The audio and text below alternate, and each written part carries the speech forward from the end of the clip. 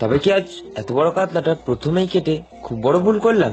চলো দেখা যাক আজকের ভিডিওতে। কিন্তু তার আগে দেখে নাও আজকে কি মাছ আনলাম। আজ আনলাম ফ্রেশ ট্যাংরা মাছ, কিছুটা ভোলা মাছ এবং জ্যান্ত জ্যান্ত 3 পিস কাতলা মাছ এবং কিছু চিংড়ি মাছ এবং রোজকার মতো একদম জ্যান্ত এবং ফ্রেশ রুই মাছ।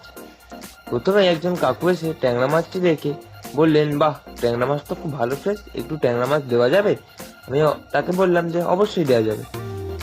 এই বলে কিছুটা ট্যাংরা মাছ তিনি নিজের হাতে বেছে নিই। আমি সেই ট্যাংরা মাছটি ঝটপট করে নিজের হাতে কেটে সেই কাকুকে দিয়ে দিলাম।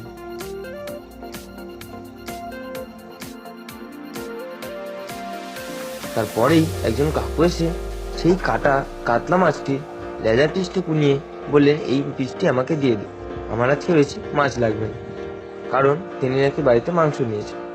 সেই বলে তিনি জ্যান্ত কাতলা মাছের লেজার পিসটুকু নিয়ে নিলেন। আমি বেশি দেরি না করে ওনাকে ঝটপট করে কেটে ওনার কাতলা মাছটুকু দিয়ে দিলাম। তারপর একজন কাকু এসে বললেন তার নাকি কিছুটা ভোলা মাছ লাগবে বলে তিনি নিজেই কিছুটা ভোলা মাছ নিজের হাতে বেছে নিলেন।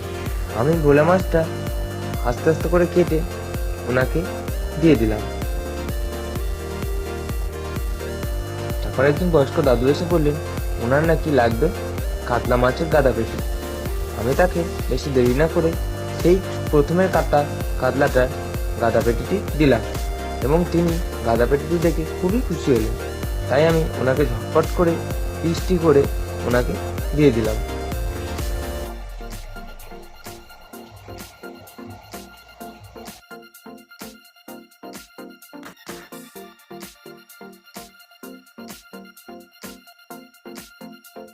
তারপরে একজন কাকুকে 100 টাকার চিংড়ি মাছ নিজে হাতে বেছে দেওয়ার পরে লেগে গেল দোকানে ভিড়।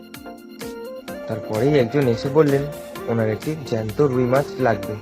আমি বেশি দেরি না করে একটি জ্যান্ত রুই মাছ ওজন করে মেপে ওনাকে ঝটপট করে পিস পিস করে কেটে ওনাকে দিয়ে দিলাম।